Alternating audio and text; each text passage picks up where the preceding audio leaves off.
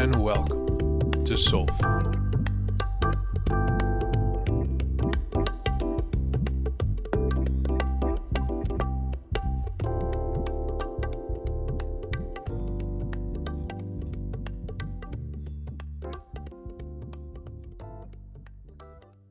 All right, and we're back with another episode of Soulful. And my name is Drew.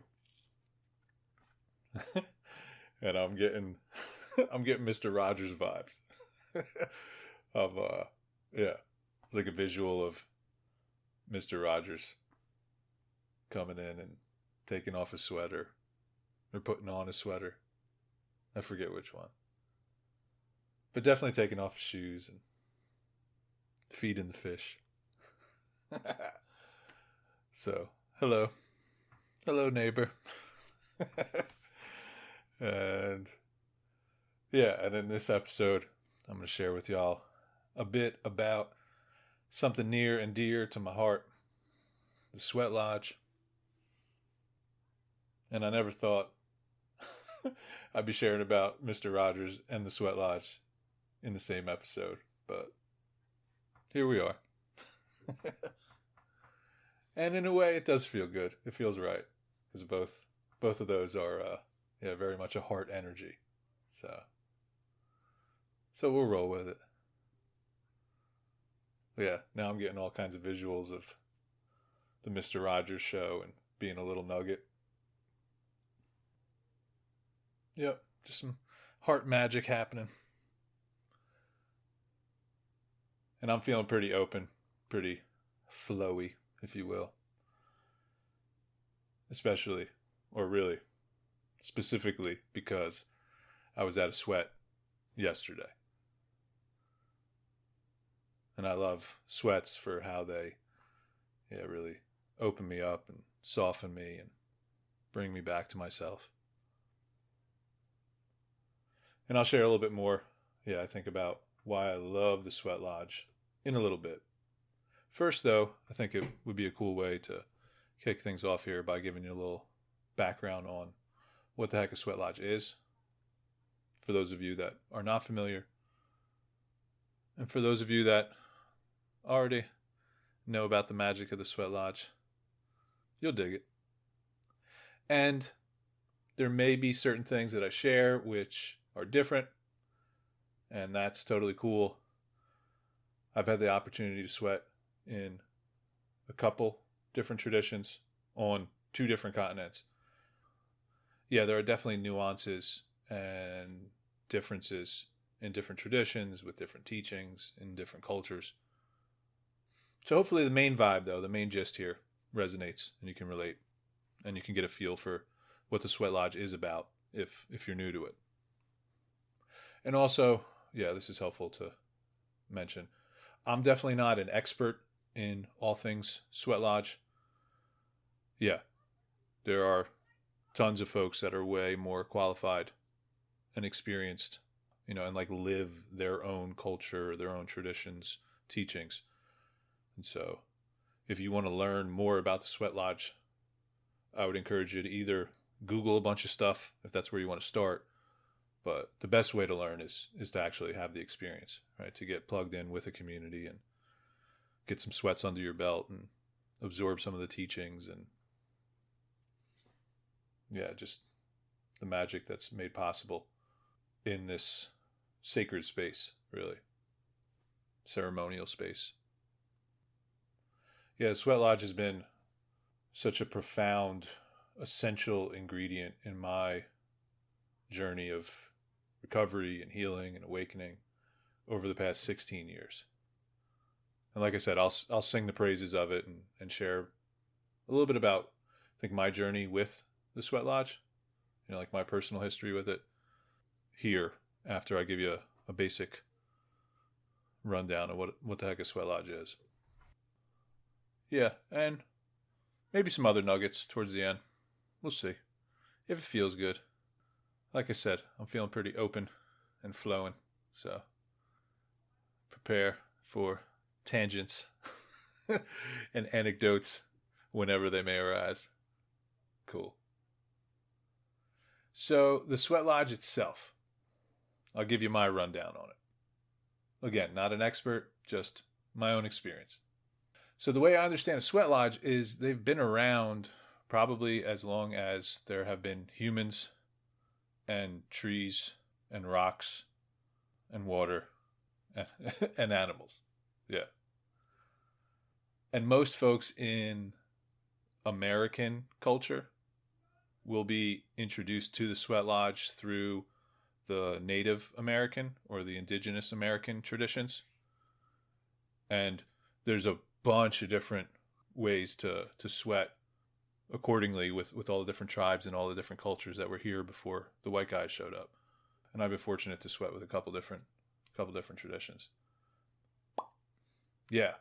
I don't know that like the Native Americans own the sweat lodge, but that's the culture that most of us are introduced to the sweat lodge through. But yeah, my vibe and some of the stuff I've seen and experienced, yeah, sweat lodge has been around forever. And it's essentially using nature to help us return to our nature, right?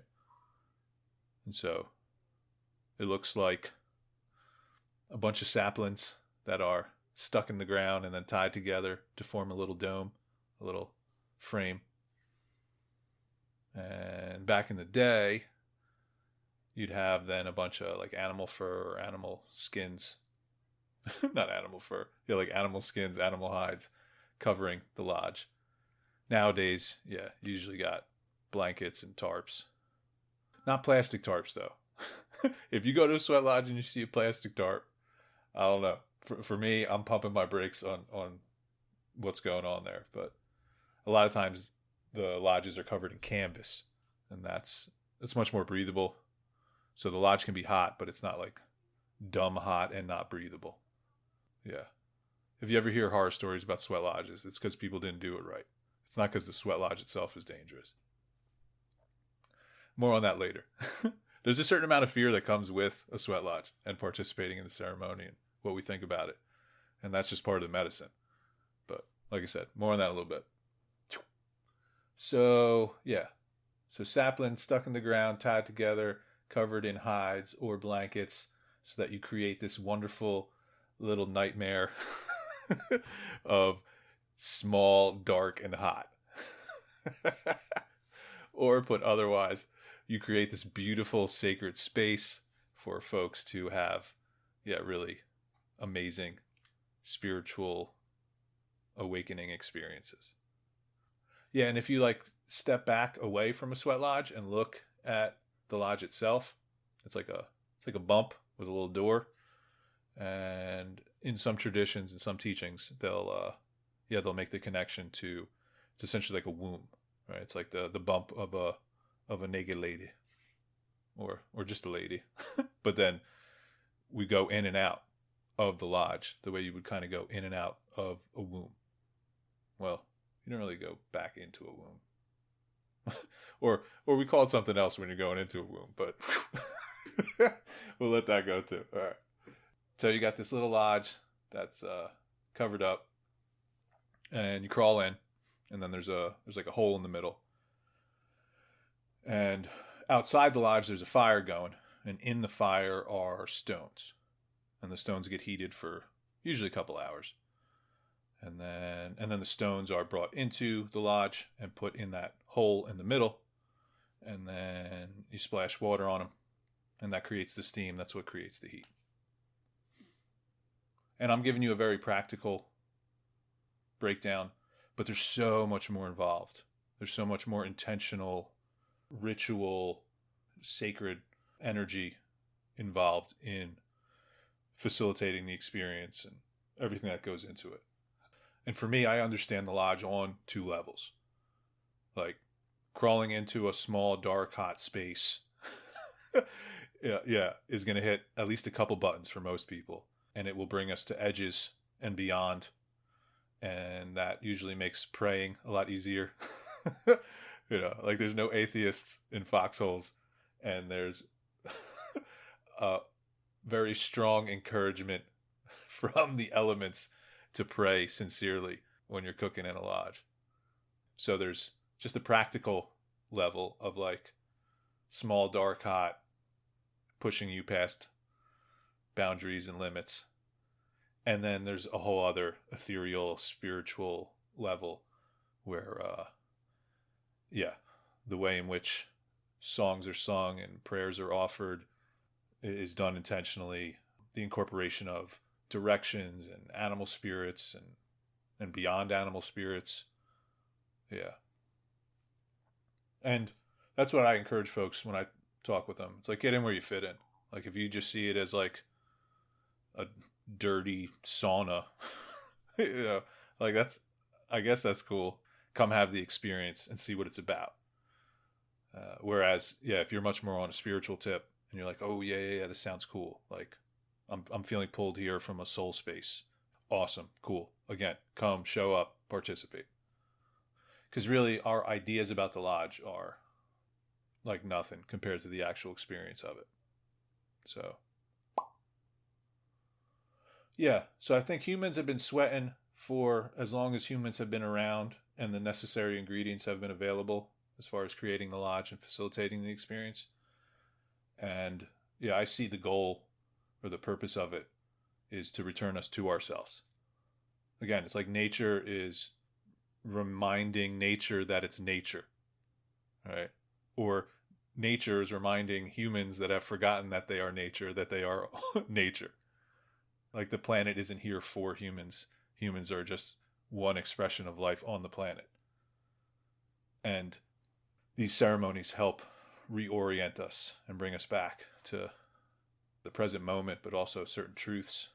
And I love lodges too, because there's like a 50-50 shot that I'm either going to be returned to the present moment in a beautiful way, or I'm going to have like a deep, transformative, visionary, spiritual experience. Because, we're humans and we're spiritual beings having a human experience. So both elements are addressed with the lodge.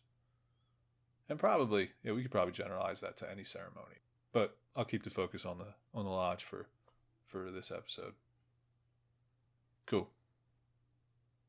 Yeah, and if this stuff sounds intriguing, man, like, go Google it up. Check stuff out. There's so much cool stuff that is made available by the Sweat Lodge, and then also is involved. All right, because there's a deep, rich tradition that comes with every ceremony. Or, hold on, how do I say this? Because I've sweat in multiple traditions. So in each tradition's practice of the Sweat Lodge, there's a deep, deep, rich history and teachings and, profound magic and medicine that's available. So, that feels good. So that's the lodge. So again, consider it a dirty sauna that might have some cool spiritual benefits, or recognize it as a deeply spiritual ceremony that has profound benefits. Like, call it what you want. Ultimately, let your experience be the authority, right? Like, come hang out, come experience one. And if you're in the southern New Jersey area and you want to do one, you can reach out to me directly and I'll connect you in with the folks that I do it with here in this area currently. Because, the folks that host it are amazing. Shout out to Paul and Jen.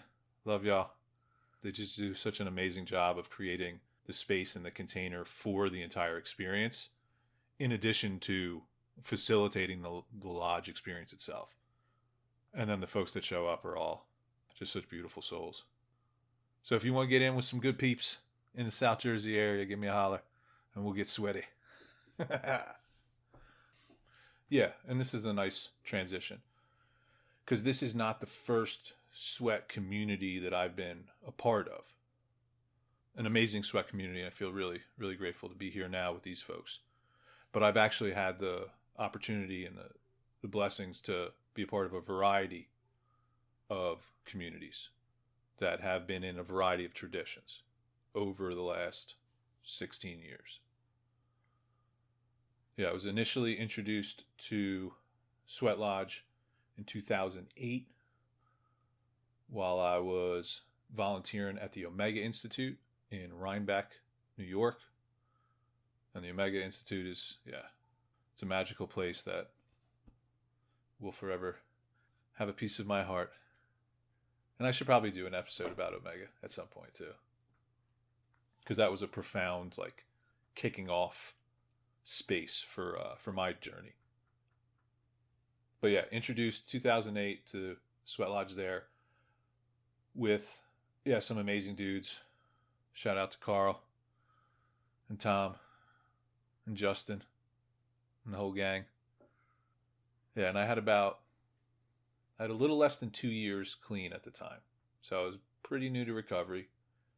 And the therapist that I had been working with recommended me to check out the Omega Institute. And so I did, and I saw that there were opportunities to like volunteer for the whole summer or parts of the summer.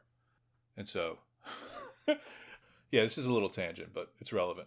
So the first summer in recovery, I worked at a box factory folding boxes for like 40 hours a week. And it was the most tedious, painful, monotonous job I ever had. And so then the next summer, I did not want to go back to that job.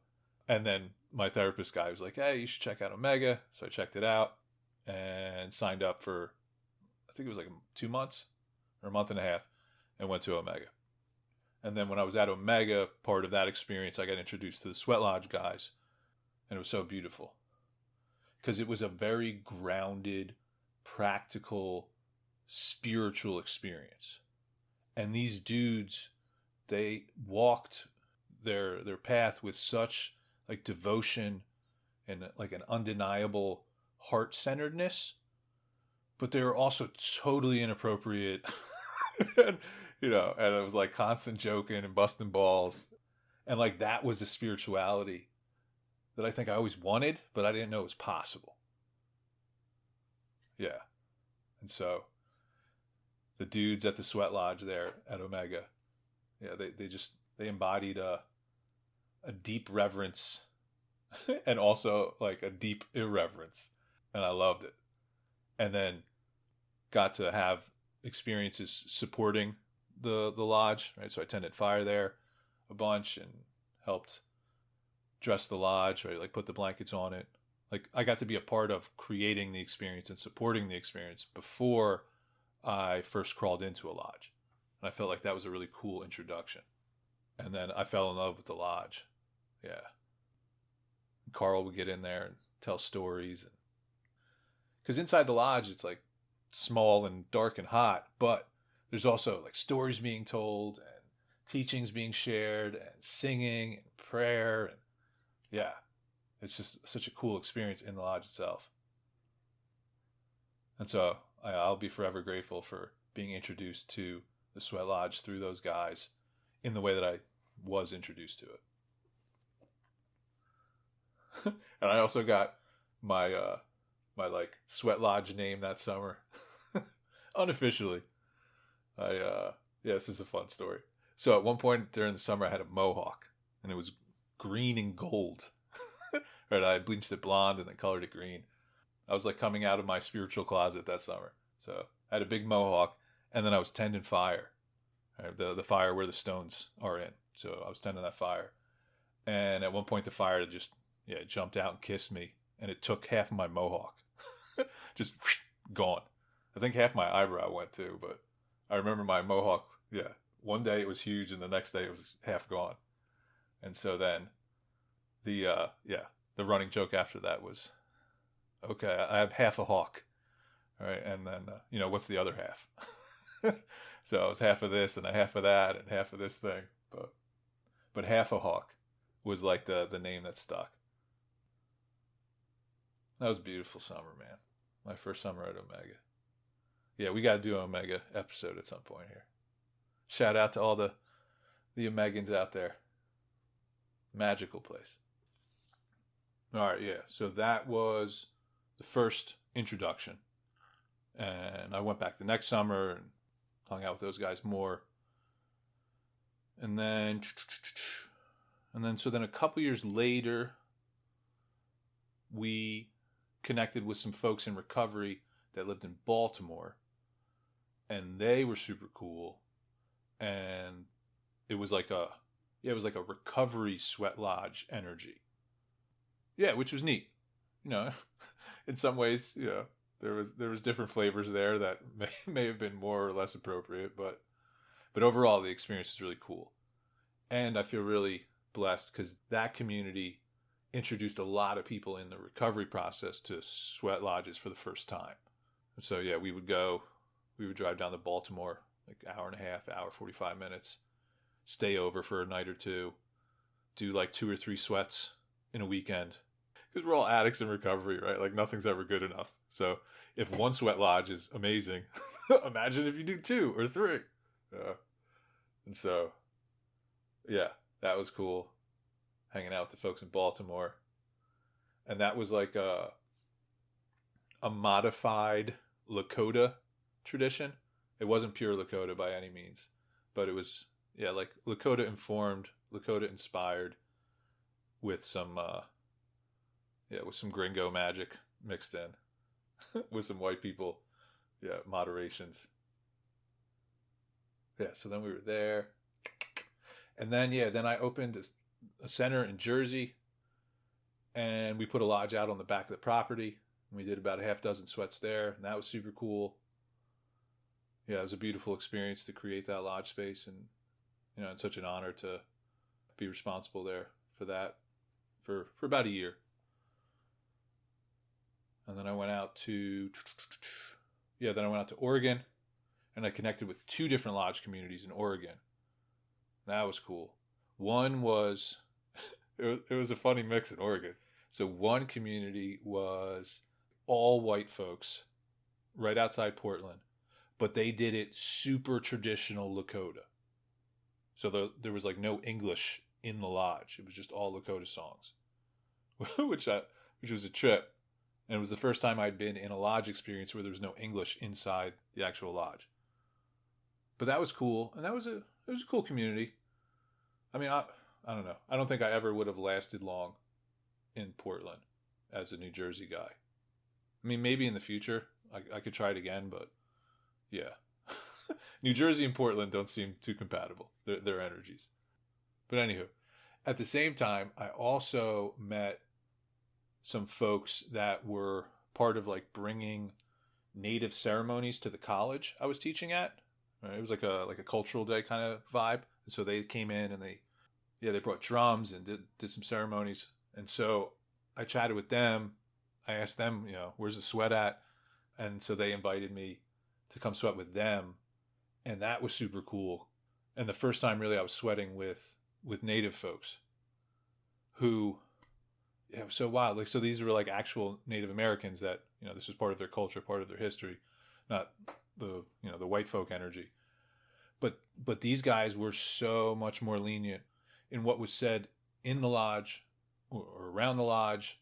Like they had, it was a beautiful mix of, again, like how sacred the whole ceremony was, but also not taking it too seriously and getting lost in like the rules of like, oh, it's got to be this direction, or you got to do it this many times, or like those guys didn't really care about that as much. But when they prayed in the lodge, you felt it, that was really cool. And so I was only like one of a couple gringos that were hanging out with that crew of guys. Yeah, that was amazing. And so, if I wind up back in Portland at some point, I'll probably reach out to this crew, this like Thunderbird crew, rather than all them white folks. But but I'm grateful for both experiences. And those guys, the Thunderbird crew, like they sweat every Friday. It was like church, I guess you could say, in other cultures, but just every Friday night, you knew where everybody was at. We were just going to get down and hang out and bust each other's chops and laugh and catch up on the week, and then go into the ceremony and pray, and then come out and eat together. Yeah, lots of love for both of those Portland communities, or those Oregon communities. And then the next, hold on. The next time I sweat, well, so here's a little variation. So each time I've been in Peru with ayahuasca, part of that experience has also included what they call a vapor bath, which is like a mini sweat lodge. But that was different. They literally have a fire in in the small lodge thing, and like a bucket of water on the fire with a bunch of herbs and plants in it. And so it's a little bit different, but a similar kind of heat, or medicinal heat, if you will. Yeah. So I've done a bunch of those when I'm in Peru for ayahuasca. And then I got to do a temazcal in Teotihuacan when I was hanging out in Teo. Yeah, and that was cool too. Again, like same essential ingredients, but definitely different in a variety of ways because of the tradition and the teachings and how they moved. And the temazcal that I was in, it was totally hard. So this was like a clay dome, essentially. And so, so you crawled in on like a hard clay or ceramic floor. I don't even know what it was. Concrete, maybe. But it was hard. It was like a permanent structure, the temazcal. Whereas most of the sweat lodges I've been in North America, well, Mexico's part of North America. I hate being a dumb white guy sometimes. All the sweats that I've done in the United States, there you go, I'll say it like that, have been temporary structures, right? They're just saplings and blankets that can get moved and removed and changed out. Whereas this structure for the temazcal in Mexico, it was a permanent like dome. Yeah, and that was cool to do. And all the prayers are in Spanish, which makes sense. Yeah, that was cool. And then when I was in Denver for a little while, I got to be a part of another lodge. And then this place was magical. It was a sweat lodge on the side of a mountain in Denver that was also on a wolf sanctuary. So if you ever see my picture of me with a wolf, this is where it's from. And that was also recovery flavored, that lodge. But the dude who hosted it and ran it, super fucking cool dude. What's up, Ozzy? He brought both. He brought the medicine and the tradition and the teachings from both the Native American, like USA Native American culture, and from the Mexican, like Spanish speaking culture as well. So he would go back and forth between praying in Lakota and then praying in Spanish. And for me, I just thought that was super cool. And it also like honored my time in ceremony with the plant medicine in South America, and then also, my experiences in the lodge in North America. Yeah, that was cool. And then you could also pray in English there too. Yeah, it's so cool to be around folks that have, just a depth of devotion and a grounded spirituality, right? Like there's just so much reverence, but also like not getting lost up in taking things too seriously, like taking the right things seriously. There you go. That feels good. So I had a lot of fun and some cool experiences on the Wolf Sanctuary in Colorado at that sweat lodge community. And then the last few sweats I've done have all been here in South Jersey with the gang out at Jen and Paul's. We got to come up with a name for that lodge. It hasn't happened yet, but I have faith it'll emerge naturally when the time's right. But the medicine is good there, man. The magic is thick and available. And feel really fortunate. All right, so that's me walking you through all the places I've sweated. And I think I'm at maybe I'm at 100 ceremonies total over 16 years. Yeah, I don't know. It's a regular part of my life. Like I, at this point in my life, won't go too long without a sweat. As long as there's one available nearby. And that's a lot of times, how I'll kind of plan my visits and my trips. Is like, okay, is there a recovery community? Cool. Plug into the recovery community. And then usually somebody in the recovery community is also plugged into a sweat lodge or a temazcal or, or something, depending upon what country I'm in. Because recovery, for some folks, is a very spiritual experience. That's the case for me. So, yeah, and sweat lodges I consider it part of my self-care. Like, I don't wait to need a sweat lodge anymore. Like, I just go to stay on the proactive side of it, to stay ahead of needing a lodge. And then that allows me to live with a lot more space, a lot more peace, a lot more clarity. Like in this moment, I just feel much lighter. There's a lot more space available, but I also feel super grounded at the same time, which is a cool experience to have available. And yeah. And there's a humility that is made possible by participating in sweat lodges that, I haven't found too many other places. You can't fake being humble in a sweat lodge. Like, you're going to surrender or you're going to be forced to surrender. But either way, surrender is part of the equation. A buddy of mine who passed away a couple of years ago would call sweat lodge forced surrender. And that's totally on point. Love you, Bill. Rest in peace, big dog. Yeah, because a sweat is going to bring you to your edge or your edges and beyond. Like, it's hard to pretend in that space. And after a while, you don't have to fight it either. You can just kind of come in and get crushed, get melted. Like, there doesn't have to be a resistance to the surrender. That's a thing, in case you're wondering. If you have not experienced a willingness to surrender or a willing surrender, like, that's a thing. You can practice your way into it. But it's definitely a practice. But whether you're willing or not, showing up to a sweat lodge and participating in the experience will definitely have an impact upon who you are and how you are experiencing yourself. And then there's also the community vibes, which, I'm so grateful for the people that I have met in the sweat communities that I've been a part of, because they're folks that, in my opinion, get it. Like, they are also spiritual beings having a human experience.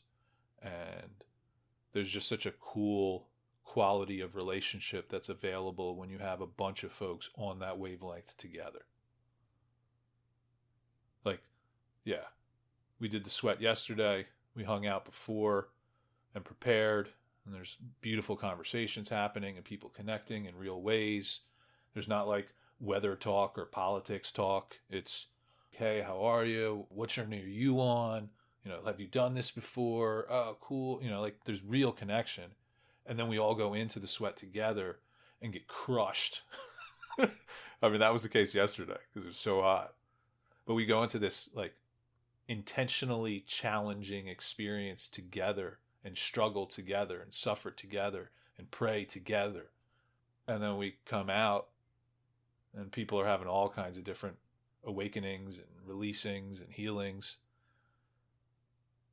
And then most of the time there's like a potluck after, right? Because you don't want to go into this tremendously spiritual experience and then just wander back out with the free range people in the society illusions.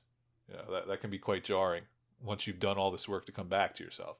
So after lodge, we usually hang out and eat together, like break bread together, tell stories, laugh at each other. Yeah, and it was so much fun yesterday, just hanging out, being silly.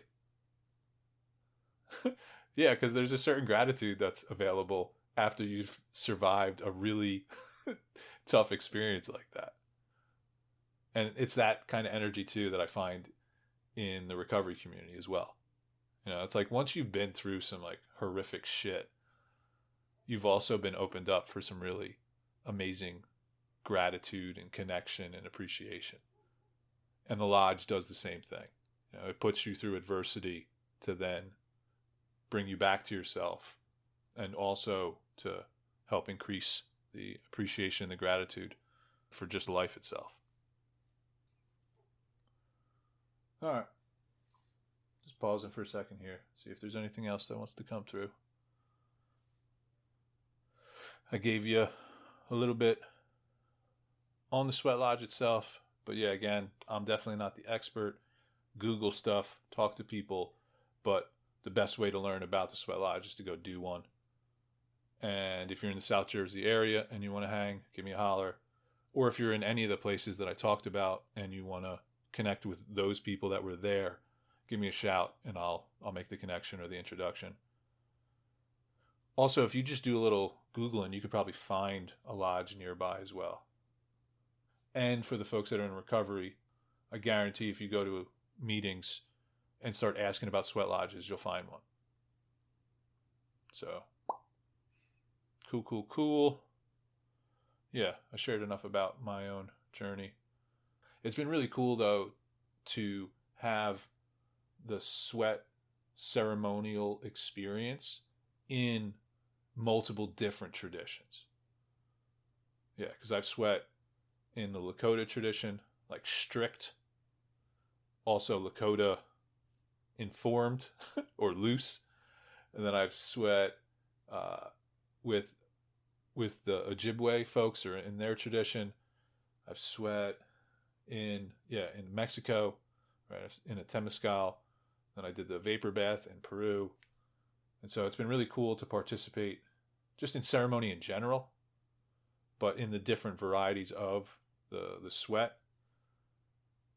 Because for me, it's highlighted like what the core is. And I love it, man. Because you got to be a little crazy and a little bit playing for Team Universe if you feel at all interested or very interested in climbing into a small, hot, dark lodge and speaking foreign languages and just sweating like you're in the shower, except there's no shower. It's just you pouring water out, But like, if you're interested in that, if you're on this wavelength, you're my people. And so I love hanging out with my people, And yeah, Sweat Lodge is a great place to find folks that are on this wavelength, that are on this frequency. You can't really fake the experience, like when it comes to spirituality, sometimes you can talk the talk, but not walk the walk. If you just use big words or fancy ideas, you can hide in philosophy or theory, but but not with the sweat, baby. And it don't matter if you know spiritual stuff or not. Like, you just come, you surrender to the experience, you have the experience, and and you're touched and blessed in a variety of ways. So, and that's also, that's a good little segue or preview for next episode too, where I'll be talking about practical spirituality and also a little bit like early spirituality versus maybe later, more mature spirituality. Yeah, there's some cool ideas brewing for that next episode. So if you feel so inclined, you can tune in next time for the next episode. But yeah, we'll leave it here. That feels like enough.